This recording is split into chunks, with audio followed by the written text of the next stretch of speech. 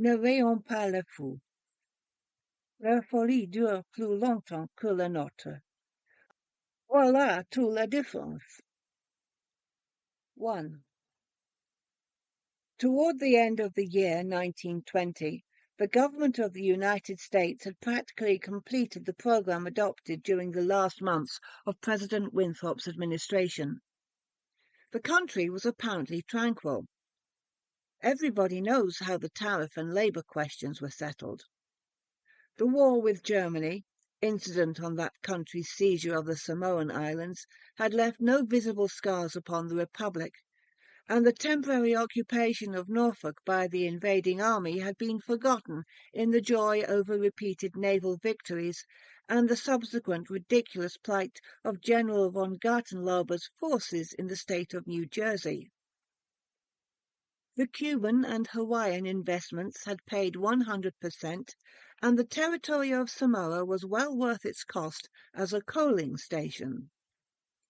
The country was in a superb state of defense. Every coast city had been well supplied with land fortifications. The army, under the parental eye of the General Staff, organized according to the Prussian system, had been increased to 300,000 men, with a territorial reserve of 1,000,000, and 6 magnificent squadrons of cruisers and battleships patrolled the 6 stations of the navigable seas, leaving a steam reserve amply fitted to control home waters. The gentlemen from the West had at last been constrained to acknowledge that a college for the training of diplomats was as necessary as law schools are for the training of barristers. Consequently, we were no longer represented abroad by incompetent patriots. The nation was prosperous. Chicago, for a moment paralyzed after a second great fire, had risen from its ruins, white and imperial, and more beautiful than the White City which had been built for its plaything in 1893. Everywhere good architecture was replacing bad, and even in New York a sudden craving for decency had swept away a great portion of the existing horrors. Streets had been widened, properly paved and lighted, trees had been planted, squares laid out, elevated structures demolished, and underground roads built to replace them. The new government buildings and barracks were fine bits of architecture, and the long system of stone quays which completely surrounded the island had been turned into parks, which proved a godsend to the population.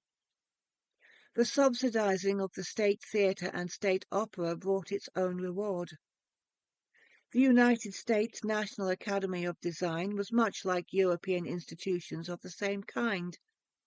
Nobody envied the Secretary of Fine Arts either his cabinet position or his portfolio. The Secretary of Forestry and Game Preservation had a much easier time, thanks to the new system of national mounted police. We had profited well by the latest treaties with France and England. The exclusion of foreign-born Jews as a measure of national self-preservation, the settlement of the new independent Negro state of Swanee, the checking of immigration, the new laws concerning naturalization, and the gradual centralization of power in the executive all contributed to national calm and prosperity. When the government solved the Indian problem, and squadrons of Indian cavalry scouts in native costume were substituted for the pitiable organizations tacked onto the tail of skeletonized regiments by the former Secretary of War, the nation drew a long sigh of relief. When, after the colossal Congress of Religions, bigotry and intolerance were laid in their graves, and kindness and charity began to draw warring sects together, many thought the millennium had arrived, at least in the New World, which, after all, is a world by itself. But self-preservation is the first law, and the United States had to look on in helpless sorrow as Germany, Italy, Spain, and Belgium writhed in the throes of anarchy, while Russia, watching from the Caucasus, stooped and bound them one by one. In the city of New York, the summer of 1910 was signalized by the dismantling of the elevated railroads.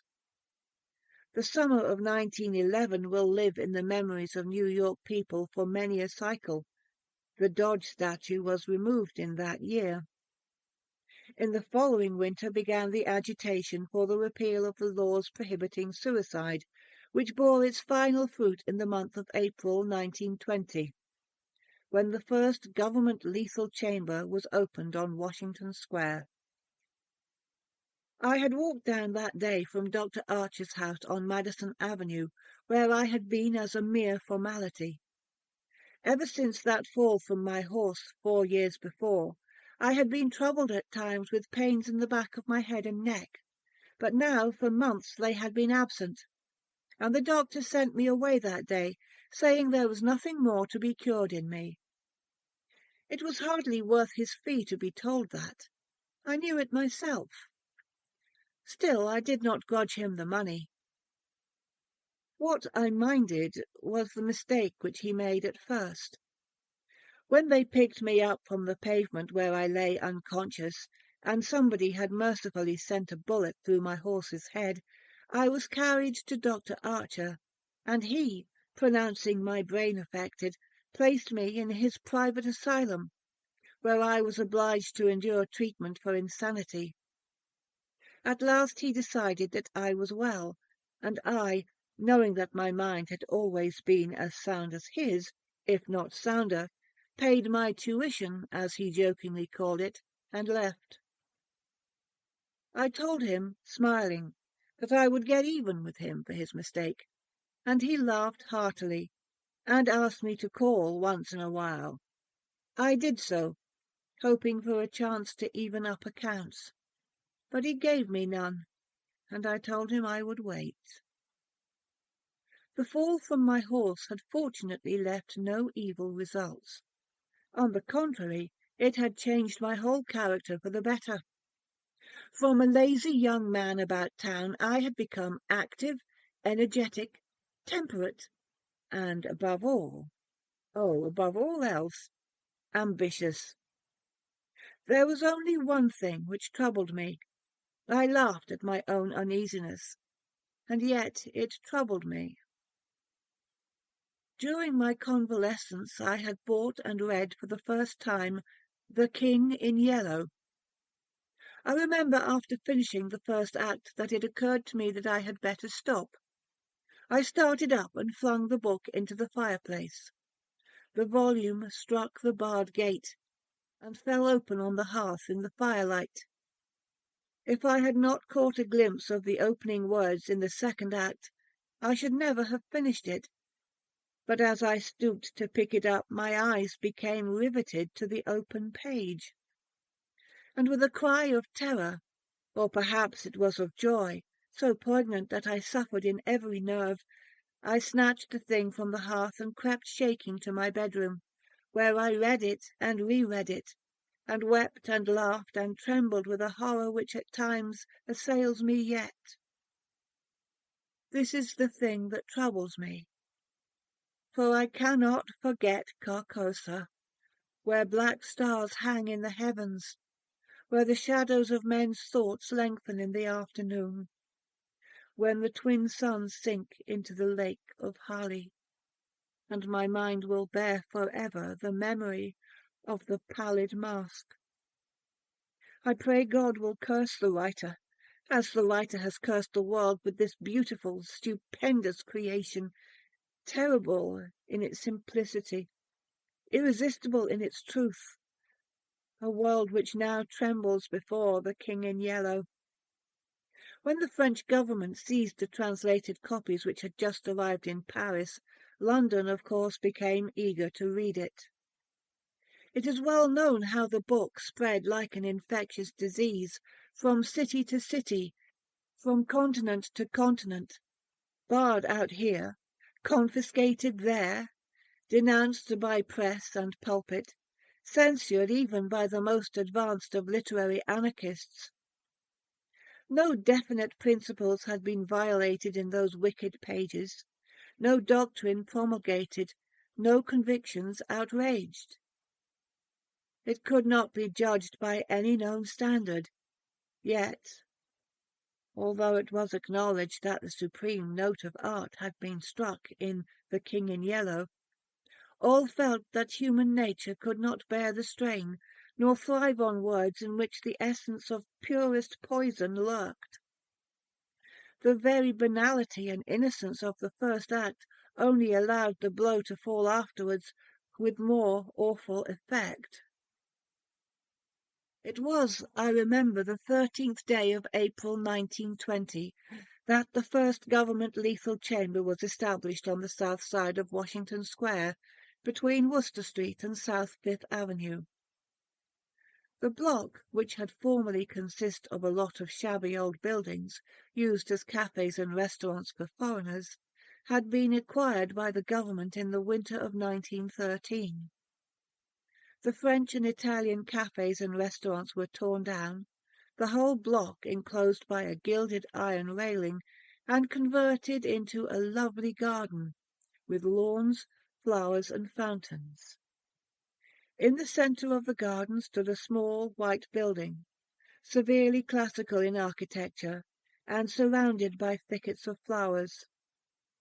6 iconic columns supported the roof, and the single door was of bronze. A splendid marble group of the Fates stood before the door, the work of a young American sculptor, Boris Yvain, who had died in Paris when only 23 years old. The inauguration ceremonies were in progress as I crossed University Place and entered the square. I threaded my way through the silent throng of spectators, but was stopped at 4th Street by a cordon of police. A regiment of United States Lancers were drawn up in a hollow square around the lethal chamber. On a raised tribune facing Washington Park stood the Governor of New York, and behind him were grouped the Mayor of Greater New York, the Inspector General of Police, the Commandant of State Troops Colonel Livingston, military aide to the President of the United States, General Blunt, commanding at Governor's Island, Major General Hamilton, commanding the garrison of Greater New York, Admiral Buffby of the fleet in the North River, Surgeon General Lansford, the staff of the National Free Hospital, Senators Wise and Franklin of New York, and the Commissioner of Public Works. The tribune was surrounded by a squadron of hussars of the National Guard. The governor was finishing his reply to the short speech of the Surgeon General. I heard him say, "The laws prohibiting suicide and providing punishment for any attempt at self-destruction have been repealed. The government has seen fit to acknowledge the right of man to end an existence which may have become intolerable to him, through physical suffering or mental despair. It is believed that the community will be benefited by the removal of such people from their midst. Since the passage of this law, the number of suicides in the United States has not increased. Now the government has determined to establish a lethal chamber in every city, town, and village in the community. It remains to be seen whether or not that class of human creatures, from whose desponding ranks new victims of self-destruction fall daily, will accept the relief thus provided." He paused and turned to the white lethal chamber. The silence in the street was absolute. "There is a painless death awaits him who can no longer bear the sorrows of this life. If death is welcome, let him seek it here." Then, quickly turning to the military aide of the President's household, he said, "I declare the lethal chamber open." And again, facing the crowd, he cried in a clear voice,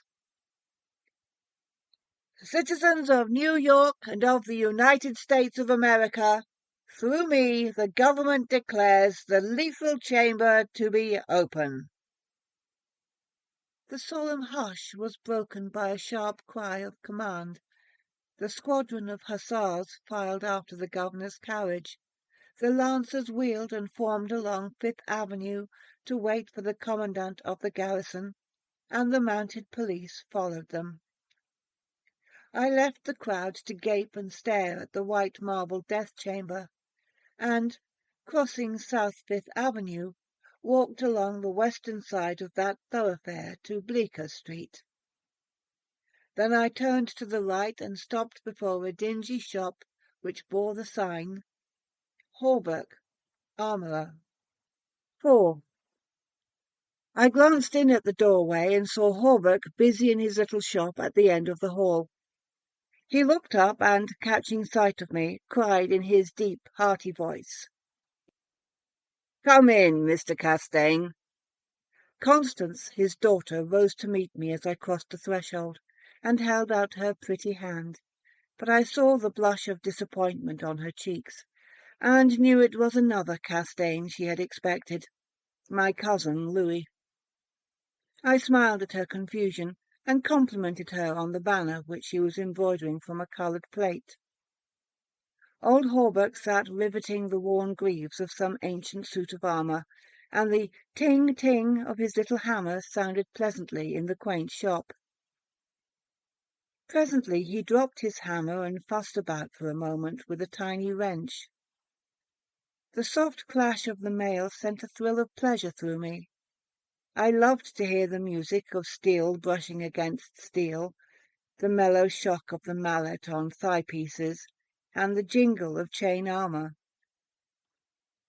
That was the only reason I went to see Hawberk. He had never interested me personally, nor did Constance, except for the fact of her being in love with Louis, did occupy my attention, and sometimes even kept me awake at night. But I knew in my heart that all would come right, and that I should arrange their future as I expected to arrange that of my kind doctor, John Archer. However, I should never have troubled myself about visiting them just then, had it not been, as I say, that the music of the tinkling hammer had for me this strong fascination.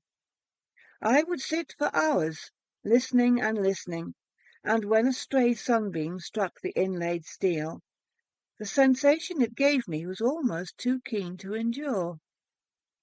My eyes would become fixed, dilating with a pleasure that stretched every nerve almost to breaking, until some movement of the old armourer cut off the ray of sunlight. Then, still thrilling secretly, I leaned back and listened again to the sound of the polishing rag, swish, swish, rubbing rust from the rivets. Constance worked with the embroidery over her knees, now and then pausing to examine more closely the pattern in the coloured plate from the Metropolitan Museum. "Who is this for?" I asked. 5.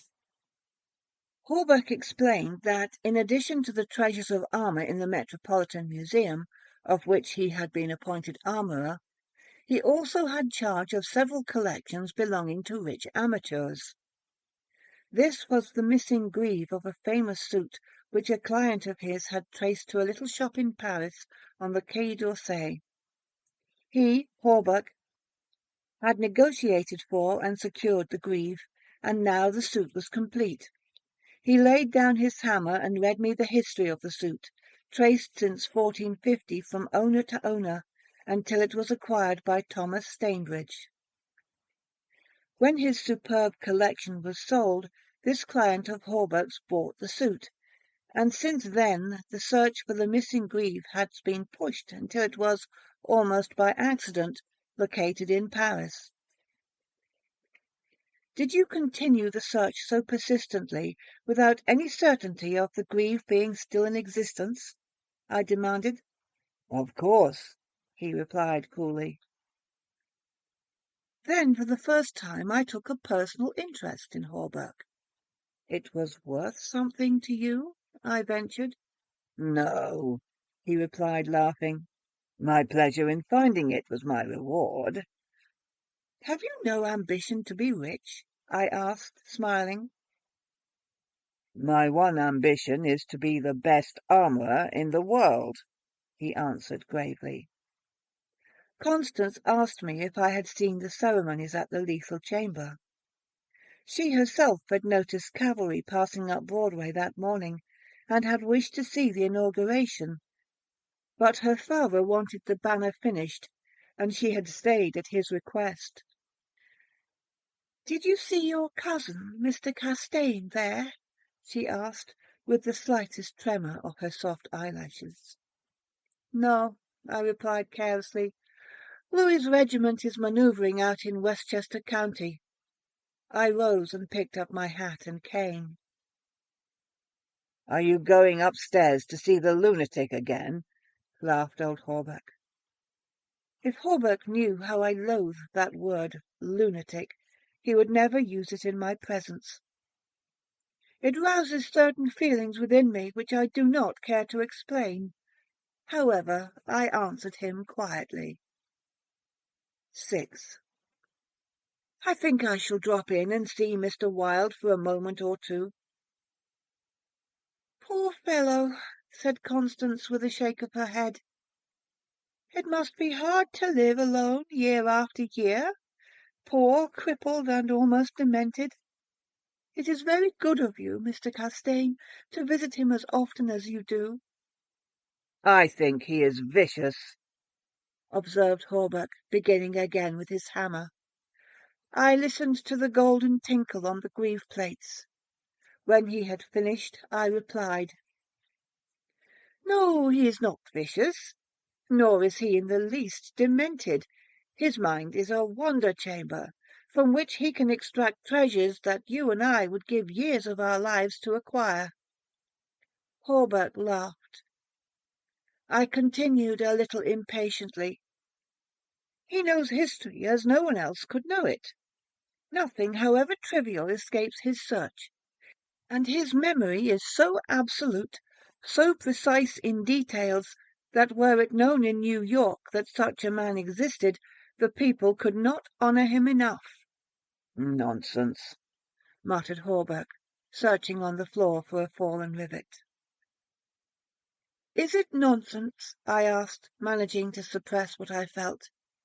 "Is it nonsense when he says that the tassets and cuissards of the enamelled suit of armour, commonly known as the Prince's Emblazoned, can be found among a mass of rusty theatrical properties, broken stoves, and rag-pickers' refuge in a garret in Pell Street?" Hawberk's hammer fell to the ground, but he picked it up and asked, with a great deal of calm, how I knew that the tassets and left cuissard were missing from the Prince's Emblazoned. "I did not know until Mr. Wilde mentioned it to me the other day. He said they were in the garret of 998 Pell Street." "Nonsense," he cried, but I noticed his hand trembling under his leather apron. "Is this nonsense too?" I asked pleasantly. "Is it nonsense when Mr. Wilde continually speaks of you as the Marquis of Avonshire, and of Miss Constance—" I did not finish, for Constance had started to her feet with terror written on her every feature. Hawberk looked at me and slowly smoothed his leathern apron. "That is impossible," he observed. "Mr. Wilde may know a great many things." "About armour, for instance, and the Prince's Emblazoned," I interposed, smiling. "Yes," he continued slowly, "about armour also, maybe. But he is wrong in regard to the Marquis of Avonshire, who, as you know, killed his wife's traducer years ago, and went to Australia, where he did not long survive his wife."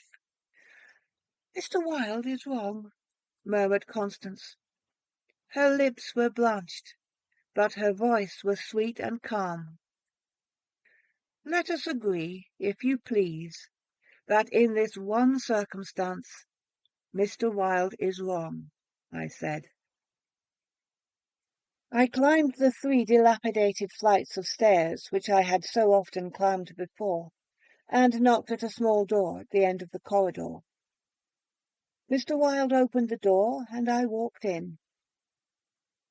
When he had double-locked the door and pushed a heavy chest against it, he came and sat down beside me, peering up into my face with his little, light-coloured eyes.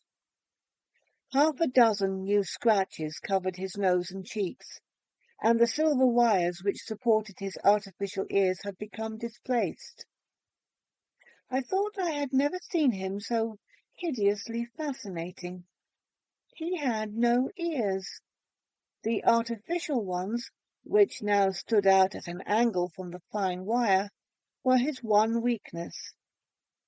They were made of wax and painted a shell pink, but the rest of his face was yellow. He might better have revelled in the luxury of some artificial fingers for his left hand, which was absolutely fingerless, but it seemed to cause him no inconvenience, and he was satisfied with his wax ears. He was very small, scarcely higher than a child of 10, but his arms were magnificently developed, and his thighs as thick as any athlete's. Still, the most remarkable thing about Mr. Wilde was that a man of his marvellous intelligence and knowledge should have such a head. It was flat and pointed, like the heads of many of those unfortunates whom people imprison in asylums for the weak-minded. Many called him insane, but I knew him to be as sane as I was. I do not deny that he was eccentric. The mania he had for keeping that cat and teasing her until she flew at his face like a demon was certainly eccentric. I never could understand why he kept the creature, nor what pleasure he found in shutting himself up in his room with the surly, vicious beast. I remember once glancing up from the manuscript I was studying by the light of some tallow dips, and seeing Mr. Wilde squatting motionless on his high chair, his eyes fairly blazing with excitement, while the cat, which had risen from her place before the stove, came creeping across the floor right at him. Before I could move, she flattened her belly to the ground, crouched, trembled, and sprang onto his face. Howling and foaming, they rolled over and over on the floor, scratching and clawing, until the cat screamed and fled under the cabinet, and Mr. Wilde turned over on his back, his limbs contracting and curling up like the legs of a dying spider. He was eccentric. Mr. Wilde had climbed into his high chair, and after studying my face, picked up a dog's-eared ledger and opened it. Henry B. Matthews, he read, bookkeeper with Weissert and Company, dealers in church ornaments. Called April 3rd. Reputation damaged on the racetrack, known as a welcher. Reparation to be repaired by August the 1st. Retainer, $5. He turned the page and ran his fingerless knuckles down the closely written columns. P. Green Dusenberry, Minister of the Gospel, Fairbeach, New Jersey. Reputation damaged in the Bowery. To be repaired as soon as possible. Retainer $100. He coughed and added, called April 6th. Then you are not in need of money, Mr. Wilde? I inquired. Listen, he coughed again. Mrs. C. Hamilton Chester of Chester Park, New York City, called April the 7th. Reputation damaged at Dieppe, France. To be repaired by October 1st. Retainer, $500. Note: C. Hamilton Chester, Captain USS Avalanche, ordered home from South Sea Squadron, October 1st. Well, I said, the profession of a repairer of reputations is lucrative. His colourless eyes sought mine. I only wanted to demonstrate that I was correct. You said it was impossible to succeed as a repairer of reputations, that even if I did succeed in certain cases, it would cost me more than I would gain by it. Today I have 500 men in my employ who are poorly paid, but who pursue the work with an enthusiasm which possibly may be born of fear. These men enter every shade and grade of society. Some even are pillars of the most exclusive social temples. Others are the prop and pride of the financial world. Still others hold undisputed sway among the fancy and the talent. I choose them at my leisure from those who reply to my advertisements. It is easy enough. They are all cowards. I could treble the number in 20 days if I wished. So you see, those who have in their keeping the reputations of their fellow citizens, I have in my pay. They may turn on you, I suggested. He rubbed his thumb over his cropped ears and adjusted the wax substitutes. I think not, he murmured thoughtfully. I seldom have to apply the whip, and then only once. Besides, they like their wages.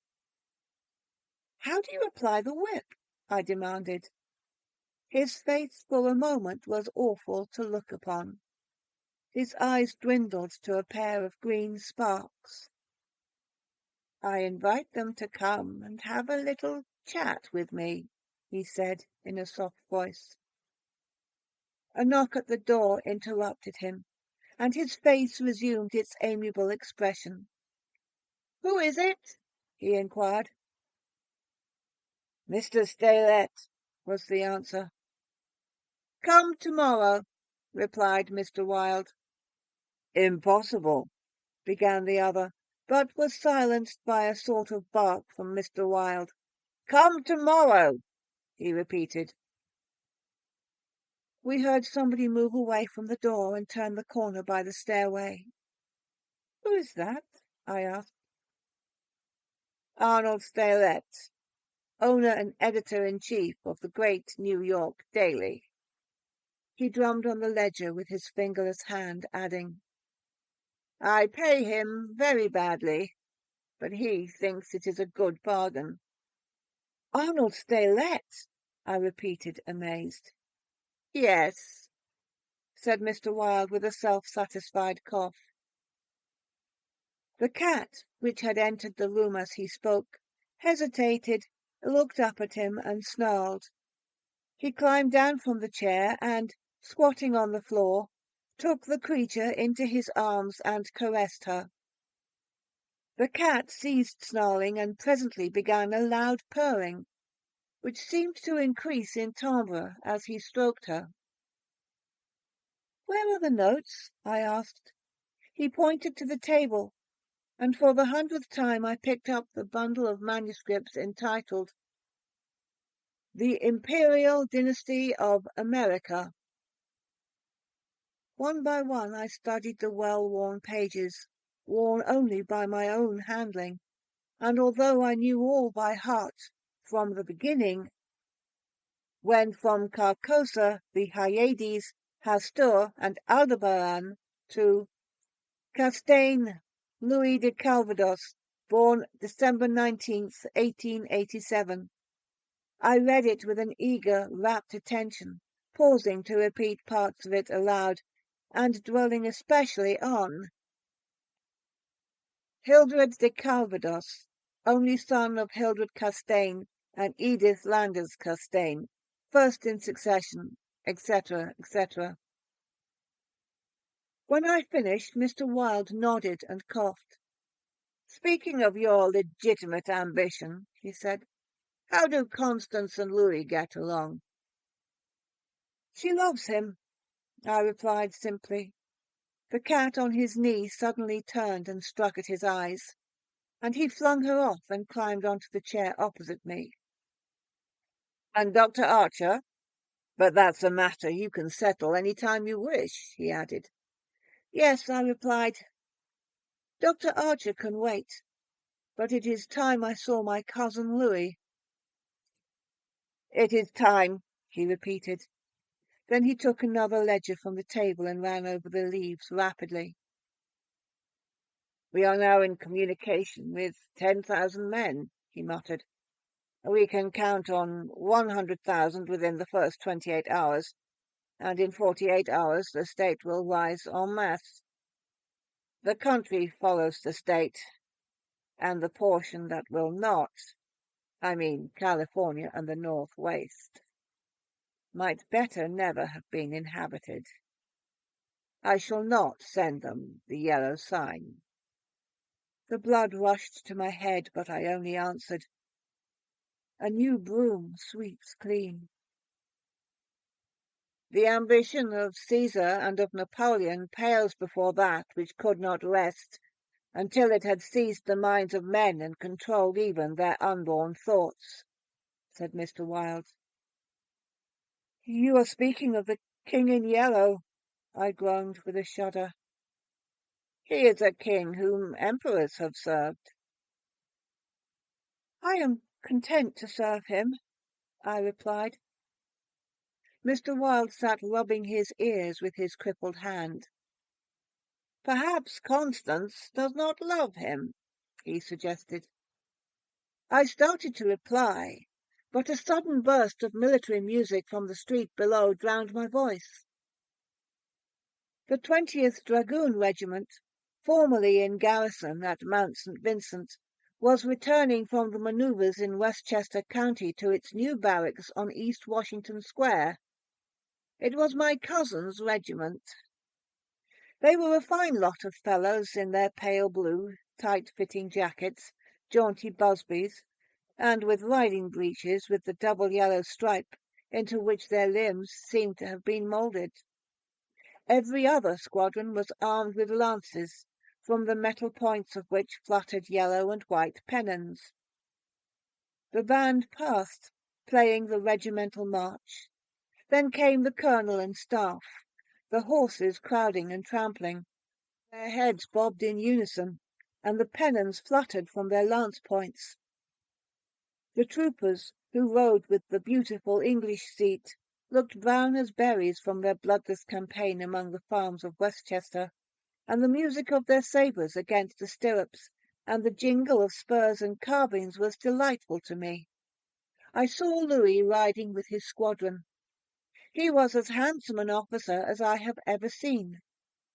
Mr. Wilde, who had mounted a chair by the window, saw him too, but said nothing. Louis turned and looked straight at Hawberk's shop as he passed, and I could see the flush on his brown cheeks.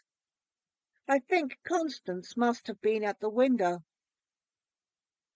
When the last troopers had clattered by, and the last pennons vanished into South Fifth Avenue, Mr. Wilde clambered out of his chair and dragged the chest away from the door.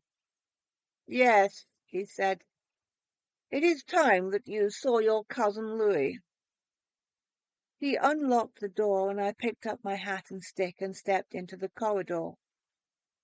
The stairs were dark. Groping about, I set my foot on something soft, which snarled and spit, and I aimed a murderous blow at the cat. But my cane shivered to splinters against the balustrade, and the beast scurried back into Mr. Wilde's room.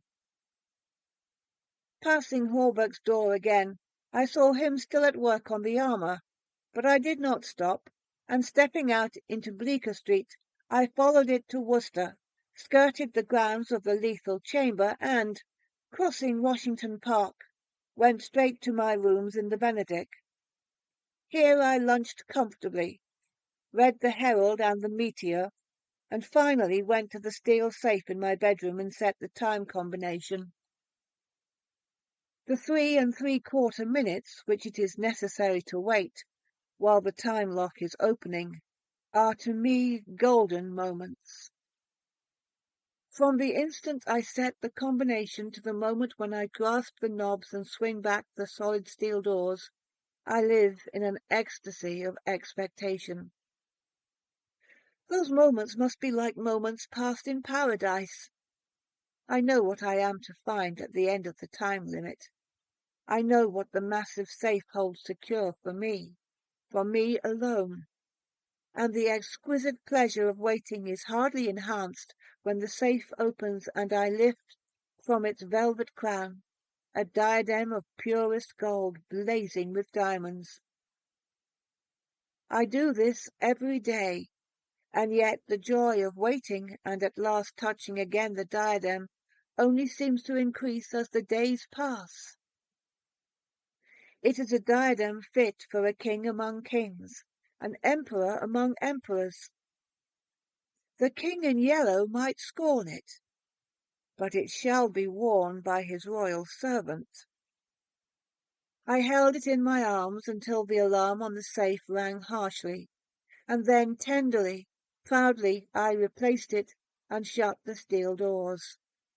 I walked slowly back into my study, which faces Washington Square, and leaned on the window sill. The afternoon sun poured into my windows, and a gentle breeze stirred the branches of the elms and maples in the park, not covered with buds and tender foliage. A flock of pigeons circled about the tower of the memorial church, sometimes alighting on the purple-tiled roof, sometimes wheeling downward to the lotus fountain in front of the marble arch. The gardeners were busy with the flower beds around the fountain, and the freshly turned earth smelled sweet and spicy. A lawn-mower, drawn by a fat white horse, clinked across the greensward, and watering carts poured showers of spray over the asphalt drives. Around the statue of Peter Stuyvesant, which in 1906 had replaced a monstrosity supposed to represent Garibaldi, children played in the spring sunshine, and nurse girls wheeled elaborate baby carriages with reckless disregard for the pasty-faced occupants, which could probably be explained by the presence of half a dozen trim dragoon troopers languidly lolling on the benches. Through the trees the Washington Memorial Arch glistened like silver in the sunshine, and beyond, on the eastern extremity of the square, the grey stone barracks of the dragoons and the white granite artillery stables were alive with colour and motion. I looked at the lethal chamber on the corner of the square opposite. A few curious people still lingered about the gilded iron railing, but inside the grounds the paths were deserted. I watched the fountains ripple and sparkle. The sparrows had already found this new bathing nook, and the basins were crowded with the dusty-feathered little things. 2 or 3 white peacocks picked their way across the lawns, and a drab-coloured pigeon sat so motionless on the arm of one of the Fates that it seemed to be a part of the sculptured stone. As I was turning carelessly away, a slight commotion in the group of curious loiterers around the gates attracted my attention. A young man had entered, and was advancing with nervous strides along the gravel path which leads to the bronze doors of the lethal chamber. He paused a moment before the Fates, and as he raised his head to those 3 mysterious faces, the pigeon rose from its sculptured perch, circled about for a moment, and wheeled to the east. The young man pressed his hands to his face, and then, with an undefinable gesture, sprang up the marble steps. The bronze doors closed behind him, and half an hour later the loiterers slouched away, and the frightened pigeon returned to its perch in the arms of fate. I put on my hat and went out into the park for a little walk before dinner.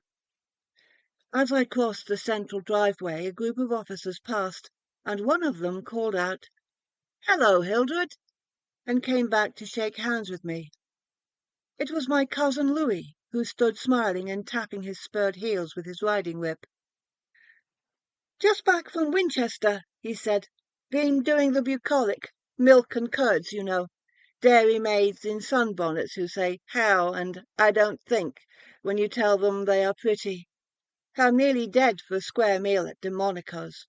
What's the news?" "There is none," I replied pleasantly. "I saw your regiment coming in this morning."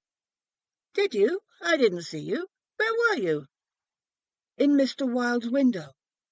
"Oh, hell," he began impatiently. "That man is stark mad. I don't understand why you—" He saw how annoyed I felt by this outburst and begged my pardon. "Really, old chap," he said, "I don't mean to run down a man you like, but for the life of me I can't see what the deuce you find in common with Mr. Wilde. He's not well bred, to put it generously. He's hideously deformed. His head is the head of a criminally insane person. You know yourself he's been in an asylum." "So have I interrupted calmly. Louis looked startled and confused for a moment, but recovered and slapped me heartily on the shoulder. "You were completely cured," he began, but I stopped him again. "I suppose you mean that I was simply acknowledged never to have been insane." "Of course, that's what I meant," he laughed. I disliked his laugh because I knew it was forced, but I nodded gaily and asked him where he was going. Louis looked after his brother officers, who had now almost reached Broadway. "We had intended to sample a Brunswick cocktail, but to tell you the truth, I was anxious for an excuse to go and see Hawberk instead. Come along, make you my excuse." We found Hawberk, neatly attired in a fresh spring suit, standing at the door of his shop and sniffing the air. "I had just decided to take Constance for a little stroll before dinner," he replied to the impetuous volley of questions from Louis. "We thought of walking on the park terrace along the North River." At that moment Constance appeared and grew pale and rosy by turns as Louis bent over her small, gloved fingers. I tried to excuse myself, alleging an engagement uptown, but Louis and Constance would not listen, and I saw I was expected to remain and engage old Hawberk's attention. After all, it would be just as well if I kept my eye on Louis, I thought, and when they hailed a Spring Street electric car, I got in after them and took my seat beside the armourer. The beautiful line of parks and granite terraces overlooking the wharves along the North River, which were built in 1910 and finished in the autumn of 1917, had become one of the most popular promenades in the metropolis. They extended from the Battery to 190th Street, overlooking the noble river, and affording a fine view of the Jersey shore and the highlands opposite. Cafes and restaurants were scattered here and there among the trees, and twice a week military bands from the garrison played in the kiosks on the parapets. We sat down in the sunshine on the bench at the foot of the equestrian statue of General Sheridan. Constance tipped her sunshade to shield her eyes, and she and Louis began a murmuring conversation which was impossible to catch. Old Hawberk, leaning on his ivory-headed cane, lighted an excellent cigar, the mate to which I politely refused, and smiled at vacancy. The sun hung low above the Staten Island woods, and the bay was dyed with golden hues reflected from the sun-warmed sails of the shipping in the harbour. Brigs, schooners, yachts, clumsy ferryboats, their decks swarming with people, railroad transports carrying lines of brown, blue, and white freight cars, stately sound steamers, déclassé tramp steamers, coasters, dredgers, scows, and everywhere pervading the entire bay, impudent little tugs puffing and whistling officiously. These were the craft which churned the sunlit waters as far as the eye could reach. In calm contrast to the hurry of sailing vessel and steamer, a silent fleet of white warships lay motionless in midstream. Constance's merry laugh aroused me from my reverie. "What are you staring at?" she inquired. "Nothing. The fleet," I smiled. Then Louis told us what the vessels were, pointing out each by its relative position to the old red fort on Governor's Island. "That little cigar-shaped thing is a torpedo boat," he explained. "There are 4 more lying close together. They are the Tarpon, the Falcon, the Sea Fox, and the Octopus. The gunboats just above are the Princeton, the Champlain, the Stillwater, and the Erie. Next to him lie the cruisers Farragut and Los Angeles, and above them the battleships California and Dakota, and the Washington, which is the flagship. Those 2 squatty-looking chunks of metal which are anchored there off Castle William are the double-turreted monitors Terrible and Magnificent. Behind them lies the ram Osceola."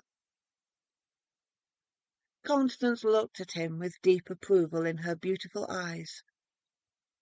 "What loads of things you know for a soldier," she said, and we all joined in the laugh which followed.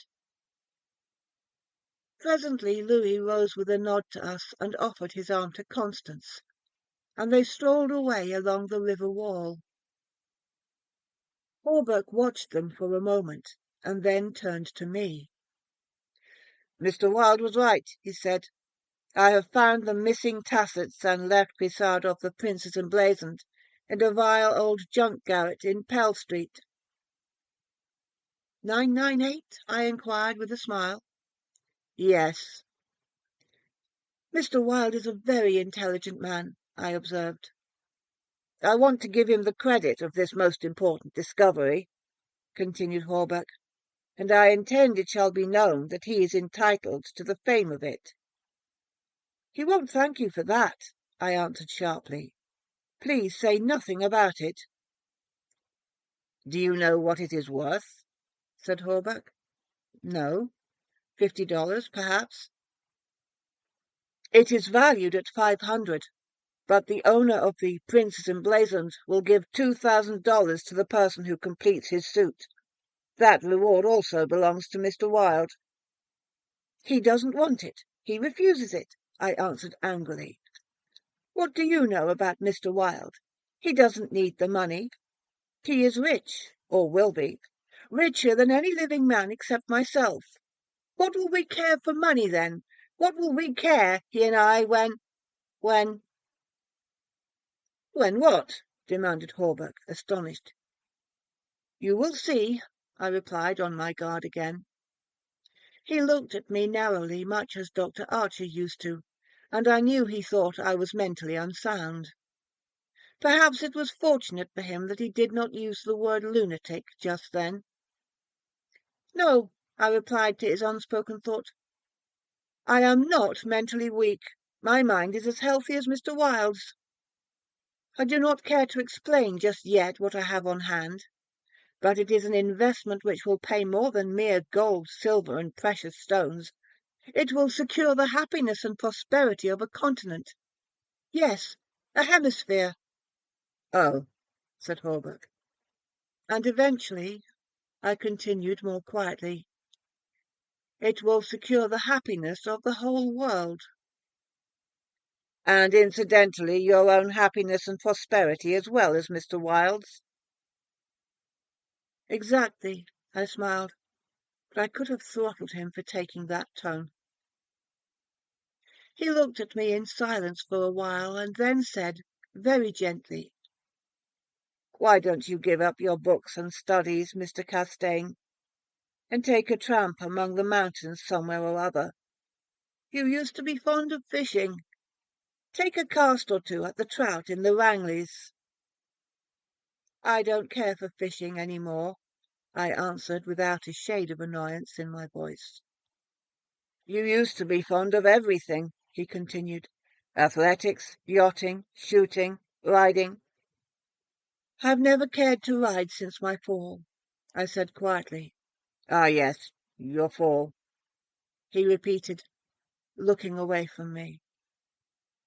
I thought this nonsense had gone far enough, so I turned the conversation back to Mr. Wilde, but he was scanning my face again in a manner highly offensive to me. "Mr. Wilde," he repeated. "Do you know what he did this afternoon? He came downstairs and nailed a sign over the hall door next to mine. It read, Mr. Wilde, repairer of reputations, third bell. Do you know what a repairer of reputations can be? I do, I replied, suppressing rage within. Oh, he said again. Louis and Constance came strolling by and stopped to ask if we would join them. Hawberk looked at his watch. At the same moment a puff of smoke shot from the casemates of Castle William, and the boom of the sunset gun rolled across the water and was re-echoed from the highlands opposite. The flag came running down from the flagpole, and bugles sounded on the white decks of the warships, and the first electric light sparkled out from the Jersey shore. As I turned into the city with Hawberk, I heard Constance murmur something to Louis which I did not understand.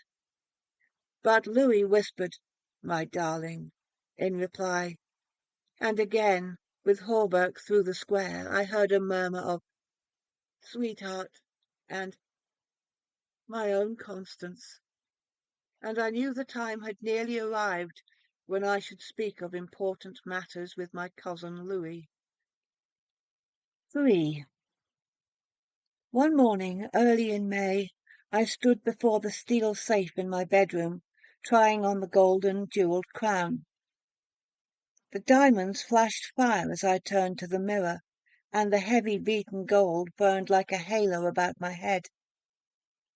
I remembered Camilla's agonized scream, and the awful words echoing through the dim streets of Carcosa. They were the last lines of the first act, and I dared not think of what followed. Dared not, even in the spring sunshine, there in my own room, surrounded with familiar objects, reassured by the bustle from the street and the voices of the servants in the hallway outside. For those poisoned words had dropped slowly into my heart, as death sweat drops upon a bedsheet and is absorbed. Trembling, I put the diadem from my head and wiped my forehead.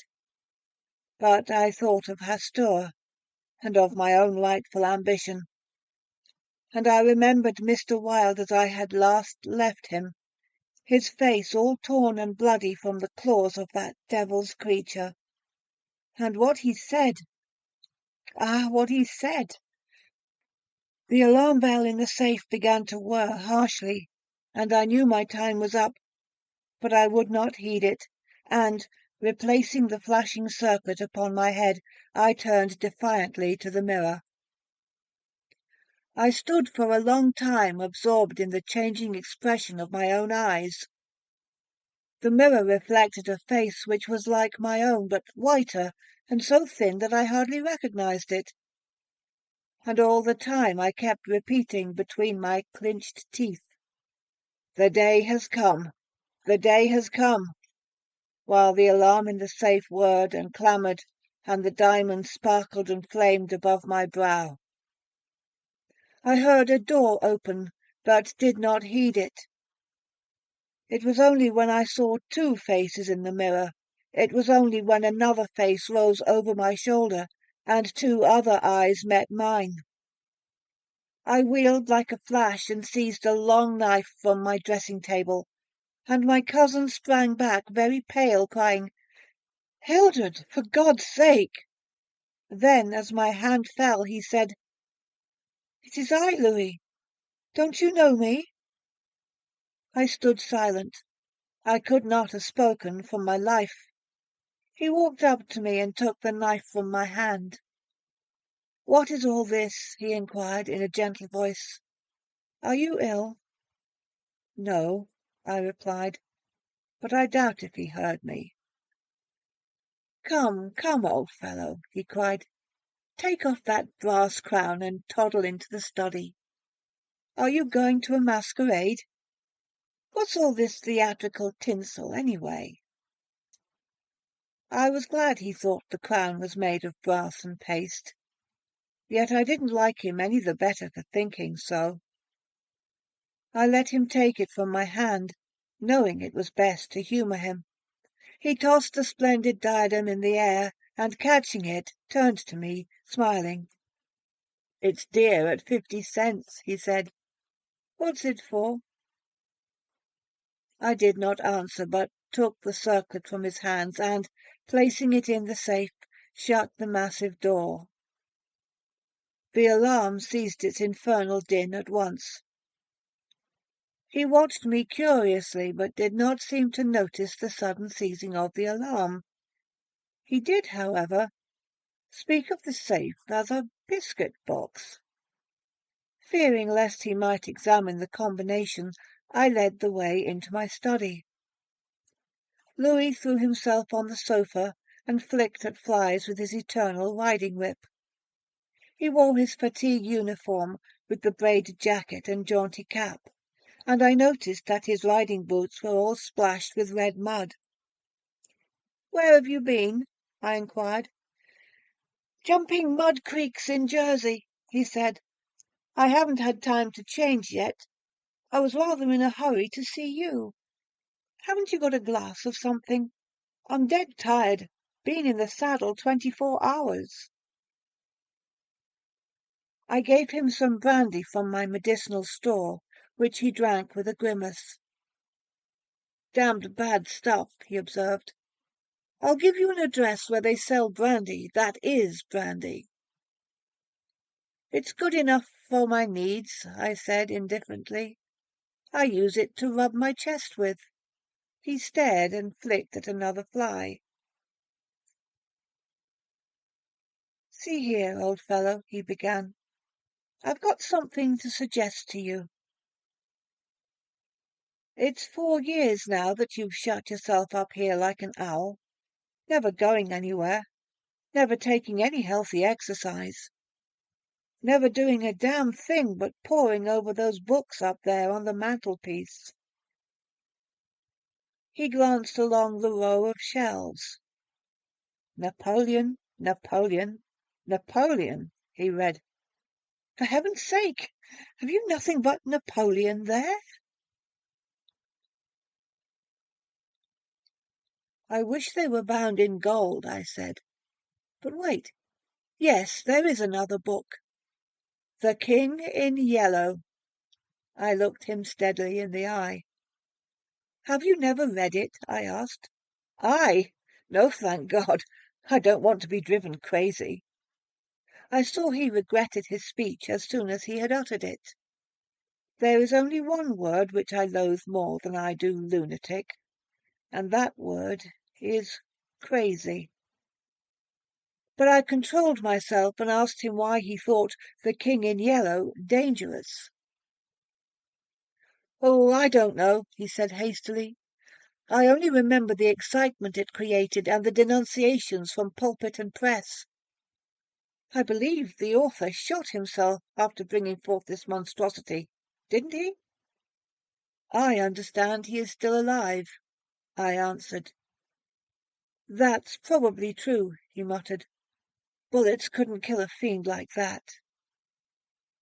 "It is a book of great truths," I said.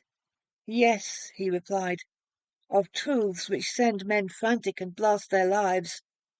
I don't care if the thing is, as they say, the very supreme essence of art. It's a crime to have written it, and I for one shall never open its pages." "Is that what you have come to tell me?" I asked. "No," he said. "I came to tell you that I am going to be married." I believe for a moment my heart ceased to beat. Kept my eyes on his face. "Yes," he continued, smiling happily, "married to the sweetest girl on earth." "Constance Hawberk," I said mechanically. "How did you know?" he cried, astonished. "I didn't know it myself until that evening last April, when we strolled down to the Embankment before dinner." "When is it to be?" I asked. "It was to have been next September, but an hour ago a dispatch came, ordering our regiment to the Presidio, San Francisco. We leave at noon tomorrow." "Tomorrow," he repeated. "Just think, Hildred, Tomorrow I shall be the happiest fellow that ever drew breath in this jolly world, for Constance will go with me."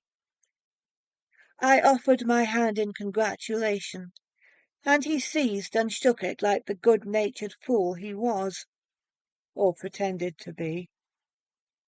"I am going to get my squadron as a wedding present," he rattled on. "Captain and Mrs. Louis Castaigne, eh, Hildred?" Then he told me where it was to be and who was to be there, and made me promise to come and be best man. I set my teeth and listened to his boyish chatter without showing what I felt, but I was getting to the limit of my endurance, and when he jumped up and, switching his spurs until they jingled, said he must go, I did not detain him. "There's only one thing I want to ask of you," I said quietly. "Out with it, it's a promise." He laughed. "I want you to meet me for a quarter of an hour's talk tonight." "Of course, if you wish," he said, somewhat puzzled. "Where?" "Anywhere. In the park there." "What time, Hildred?" "Midnight." "What in the name of—" he began, but checked himself and laughingly assented. I watched him go down the stairs and hurry away, his sabre banging at every stride. He turned into Bleecker Street, and I knew he was going to see Constance. I gave him 10 minutes to disappear, and then followed in his footsteps, taking with me the jewelled crown and the silken robe embroidered with the yellow sign. When I turned into Bleecker Street and entered the doorway which bore the sign, Mr. Wilde, repairer of reputation's third bell, I saw old Holbrook moving about in his shop, and imagined I heard Constance's voice in the parlour. But I avoided them both and hurried up the trembling stairways to Mr. Wilde's apartment. I knocked and entered without ceremony. Mr. Wilde lay groaning on the floor, his face covered with blood, his clothes torn to shreds. Drops of blood were scattered about over the carpet, which had also been ripped and frayed in the evidently recent struggle.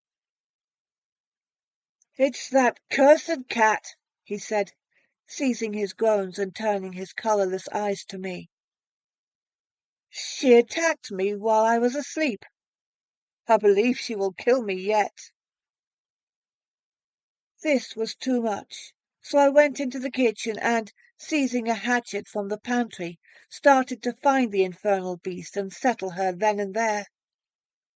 My search was fruitless, and after a while I gave it up, and came back to find Mr. Wilde squatting on his high chair by the table. He had washed his face and changed his clothes. The great furrows which the cat's claws had ploughed up in his face he had filled with collodion, and a rag hid the wound in his throat.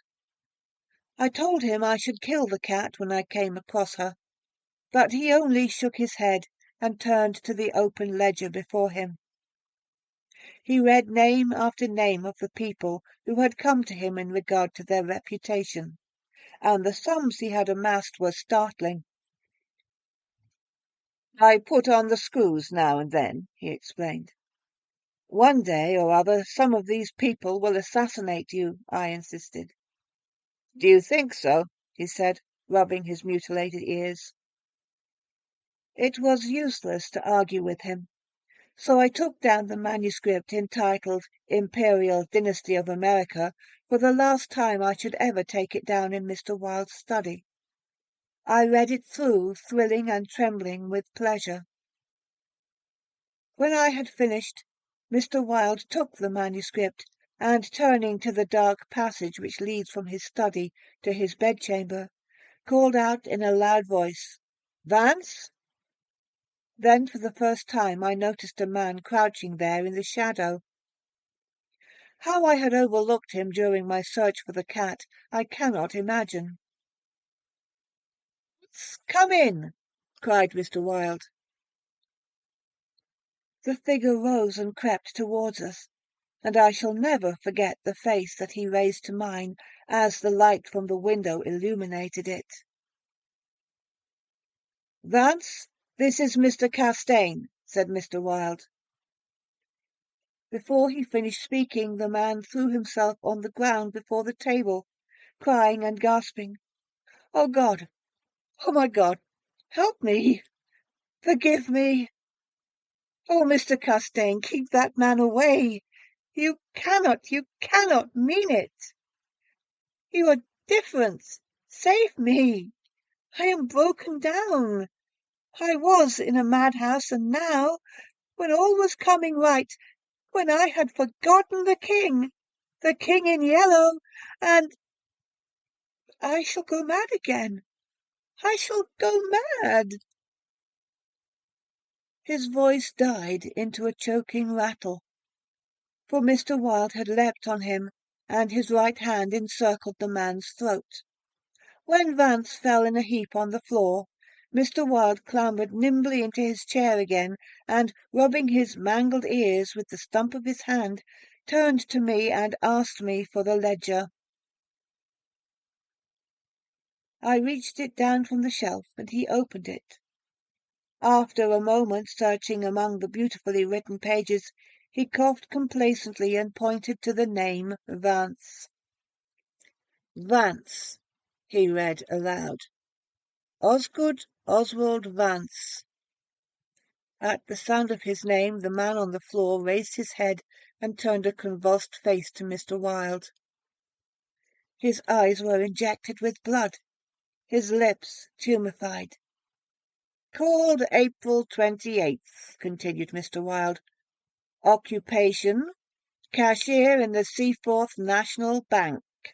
Has served a term for forgery at Sing Sing, whence he was transferred to the asylum for the criminal insane. Pardoned by the governor of New York and discharged from the asylum January the 19th, 1918.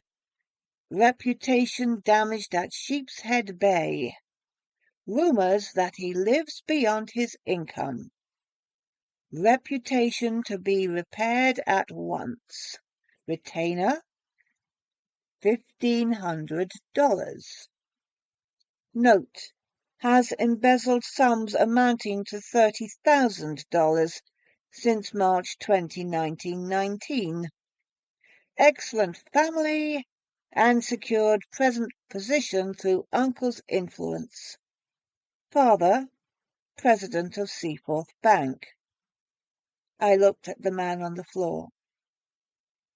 "Get up, Vance," said Mr. Wilde in a gentle voice. Vance rose as if hypnotized. "He will do as we suggest now," observed Mr. Wilde, and, opening the manuscript, he read the entire history of the imperial dynasty of America. Then, in a kind and soothing murmur, he ran over the important points with Vance, who stood like one stunned. His eyes were so blank and vacant that I imagined he had become half-witted, and remarked it to Mr. Wilde, who replied that it was of no consequence anyway. Very patiently we pointed out to Vance what his share in the affair would be, and he seemed to understand after a while. Mr. Wilde explained the manuscript, using several volumes on heraldry to substantiate the result of his researches. He mentioned the establishment of the dynasty in Carcosa, the lakes which connected Hastur, Aldebaran, and the mystery of the Hyades. He spoke of Castilda and Camilla, and sounded the cloudy depths of Demhe and the lake of Hali. "The scalloped tatters of the king in yellow must hide Yahil forever," he muttered, but I do not believe Vance heard him. Then by degrees he led Vance along the ramifications of the imperial family to Uat and Thale, from Naotalba and Phantom of Truth to Aldonis, and then, tossing aside his manuscript and notes, he began the wonderful story of the last king.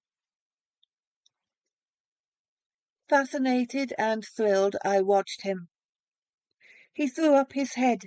His long arms were stretched out in a magnificent gesture of pride and power, and his eyes blazed deep in their sockets like two emeralds. Vance listened, stupefied. As for me, when at last Mr. Wilde had finished, and pointing to me cried, "The cousin of the king," my head swam with excitement. Controlling myself with a superhuman effort, I explained to Vance why I alone was worthy of the crown, and why my cousin must be exiled or die. I made him understand that my cousin must never marry, even after renouncing all his claims, and how that, least of all, he should marry the daughter of the Marquis of Avonshire and bring England into the question. I showed him a list of thousands of names which Mr. Wilde had drawn up. Every man whose name was there had received the yellow sign, which no living human being dared disregard. The city, the state, the whole land were ready to rise and tremble before the pallid mask. The time had come. The people should know the son of Hastur, and the whole world bow to the black stars which hang in the sky over Carcosa. Vance leaned on the table, his head buried in his hands. Mr. Wilde drew a rough sketch on the margin of yesterday's Herald with a bit of lead pencil. It was a plan of Hawberk's rooms. Then he wrote out the order and affixed the seal, and, shaking like a palsied man, I signed my first writ of execution with my name, Hildred Rex. Mr. Wilde clambered to the floor and, unlocking the cabinet, took a long square box from the first shelf. This he brought to the table and opened. A new knife lay in the tissue paper inside. I picked it up and handed it to Vance, along with the order and plan of Hawberk's apartment. Then Mr. Wilde told Vance he could go, and he went, shambling like an outcast of the slums. I sat for a while watching the daylight fade behind the square tower of the Judson Memorial Church, and finally, gathering up the manuscript and notes, took my hat and started for the door. Mr. Wilde watched me in silence. When I had stepped into the hall, I looked back. Mr. Wilde's small eyes were still fixed on me. Behind him the shadows gathered in the fading light. Then I closed the door behind me and went out into the darkening streets. I had eaten nothing since breakfast, but I was not hungry. A wretched, half-starved creature, who stood looking across the street at the lethal chamber, noticed me and came up to tell me a tale of misery. I gave him money, I don't know why, and he went away without thanking me. An hour later, another outcast approached and whined his story. I had a blank bit of paper in my pocket, on which was traced the yellow sign, and I handed it to him. He looked at it stupidly for a moment, and then, with an uncertain glance at me, folded it with what seemed to me exaggerated care, and placed it in his bosom. The electric lights were sparkling among the trees, and the new moon shone in the sky above the lethal chamber. It was tiresome waiting in the square. I wandered from the marble arch to the artillery stables, and back again to the lotus fountain. The flowers and grass exhaled a fragrance which troubled me. The jet of the fountain drops reminded me of the tinkle of chain mail in Hawberk's shop, but it was not so fascinating, and the dull sparkle of the moonlight on the water brought no such sensations of exquisite pleasure as when the sunshine played over the polished steel of a corselet on Hawberk's knee. I watched the bats darting and turning above the water plants in the fountain basin, but their rapid, jerky flight set my nerves on edge, and I went away again to walk aimlessly to and fro among the trees. The artillery stables were dark, but in the cavalry barracks the officers' windows were brilliantly lighted, and the sally-port was constantly filled with troopers in fatigues, carrying straw and harness and baskets filled with tin dishes. Twice the mounted sentry at the gates was changed while I wandered up and down the asphalt walk. I looked at my watch. It was nearly time. The lights in the barracks went out one by one. The barred gate was closed, and every minute or two an officer passed in through the side wicket, leaving a rattle of accoutrements and a jingle of spurs on the night air. The square had become very silent.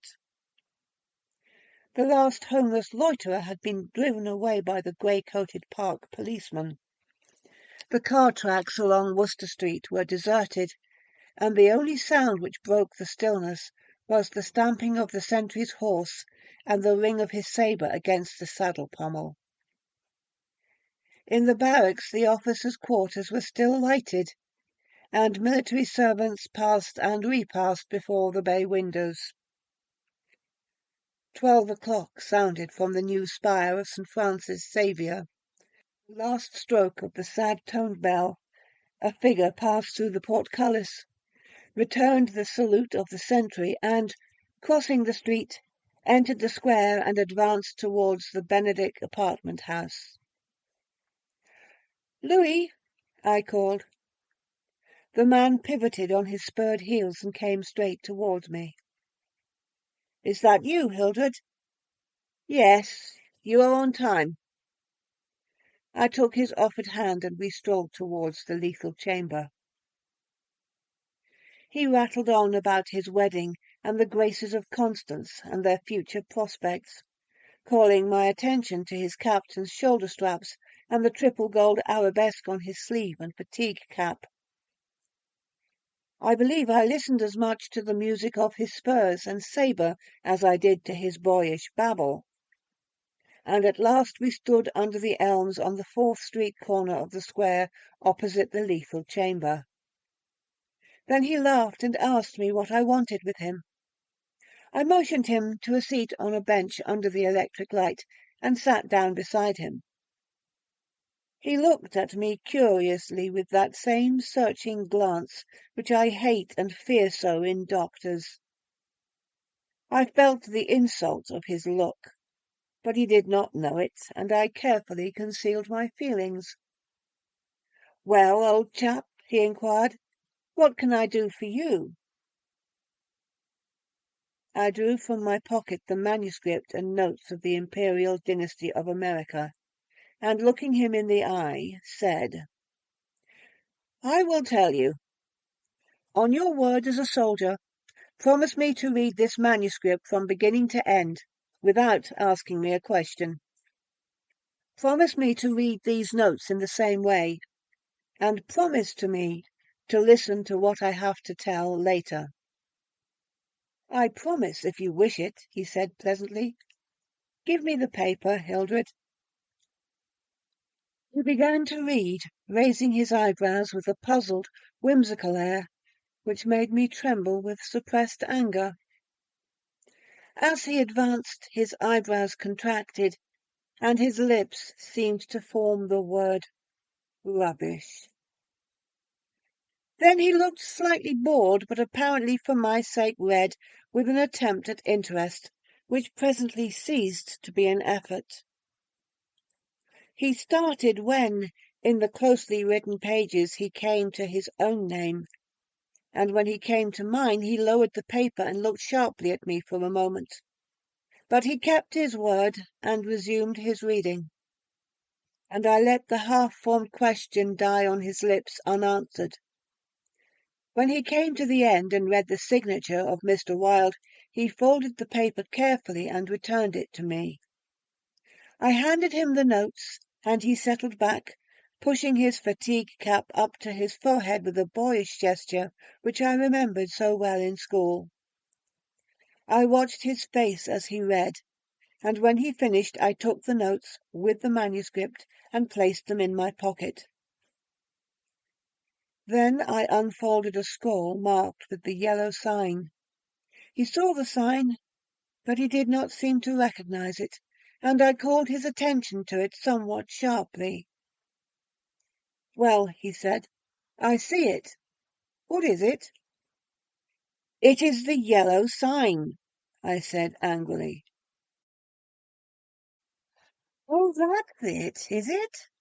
said Louis, in that flattering voice which Dr. Archer used to employ with me, and would probably have employed again, had I not settled his affair for him. I kept my rage down and answered as steadily as possible. "Listen, you have engaged your word." "I am listening, old chap," he replied soothingly. I began to speak very calmly. "Dr. Archer, having by some means become possessed of the secret of the imperial succession, attempted to deprive me of my rights, alleging that, because of a fall from my horse 4 years ago, I had become mentally deficient. He presumed to place me under restraint in his own house, in hopes of either driving me insane or poisoning me. I have not forgotten it. I visited him last night, and the interview was final." Louis turned quite pale, but did not move. I resumed triumphantly. "There are yet 3 people to be interviewed in the interests of Mr. Wilde and myself. They are my cousin Louis, Mr. Hawberk, and his daughter Constance." Louis sprang to his feet, and I arose also, and flung the paper marked with the yellow sign to the ground. "Oh, I don't need that to tell you what I have to say," I cried, with a laugh of triumph. "You must renounce the crown to me. Do you hear? To me." Louis looked at me with a startled air, but recovering himself, said kindly, "Of course I renounce thee. What is it I must renounce?" "The crown," I said angrily. "Of course," he answered, "I renounce it. Come, old chap, I'll walk back to your rooms with you." "Don't try your doctor's tricks on me," I cried, trembling with fury. "Don't act as if you think I'm insane." "What nonsense," he replied. "Come, it's getting late, Hildred." "No," I shouted. "You must listen. You cannot marry. I forbid it. Do you hear? I forbid it. You shall renounce the crown, and in reward I grant you exile. But if you refuse, you shall die." He tried to calm me, but I was roused at last, and, drawing my long knife, barred his way. Then I told him how they would find Dr. Archer in the cellar with his throat opened, and I laughed in his face when I thought of Vance and his knife, and the order signed by me. "Ah, you are the king," I cried, "but I shall be king. Who are you to keep me from empire over all the habitable earth? I was born the cousin of a king, but I shall be king." Louis stood white and rigid before me. Suddenly a man came running up 4th Street, entered the gate of the Lethal Temple, traversed the path to the bronze doors at full speed, and plunged into the death chamber with the cry of one demented. And I laughed until I wept tears. For I had recognized Vance, and knew that Hawberk and his daughter were no longer in my way. "Go," I cried to Louis. "You have ceased to be a menace. You will never marry Constance now, and if you marry anyone else in your exile, I will visit you as I did my doctor last night. Mr. Wilde takes charge of you tomorrow." Then I turned and darted into South Fifth Avenue, and with a cry of terror Louis dropped his belt and sabre and followed me like the wind. I heard him close behind me at the corner of Bleecker Street, and I dashed into the doorway under Hawberk's sign. He cried, "Halt, or I fire!" But when he saw that I flew up the stairs, leaving Hawberk's shop below, he left me, and I heard him hammering and shouting at their door, as though it were possible to arouse the dead.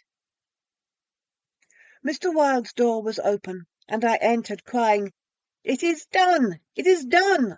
Let the nations rise and look upon their king." But I could not find Mr. Wilde, so I went to the cabinet and took the splendid diadem from its case. Then I drew on the white silk robe embroidered with the yellow sign, and placed the crown upon my head. At last I was king, king in my right in Hastur, king because I knew the mystery of the Hyades, and my mind had sounded the depth of the lake of Hali. I was king. The first grey pencillings of dawn would raise a tempest which would shake 2 hemispheres. Then, as I stood, my every nerve pitched to the highest tension, faint with joy and splendour of my thought, without, in the dark passage, a man groaned. I seized the tallow dip and sprang to the door. The cat passed me like a demon, and the tallow dip went out, but my long knife flew swifter than she, and I heard her screech, and I knew that my knife had found her. For a moment I listened to her tumbling and thumping about in the darkness, and then, when her frenzy ceased, I lighted a lamp and raised it over my head. Mr. Wilde lay on the floor with his throat torn open. At first I thought he was dead, but as I looked a green sparkle came into his sunken eyes, his mutilated hand trembled, and then a spasm stretched his mouth from ear to ear. For a moment my terror and despair gave place to hope, but as I bent over him, his eyeballs rolled clean around in his head, and he died.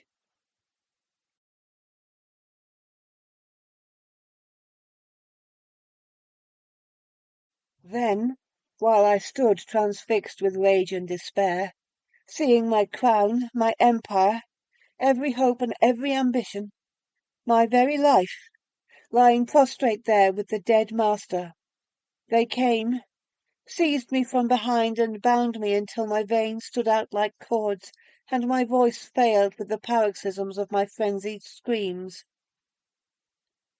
But still I raged, bleeding and infuriated among them, and more than one policeman felt my sharp teeth.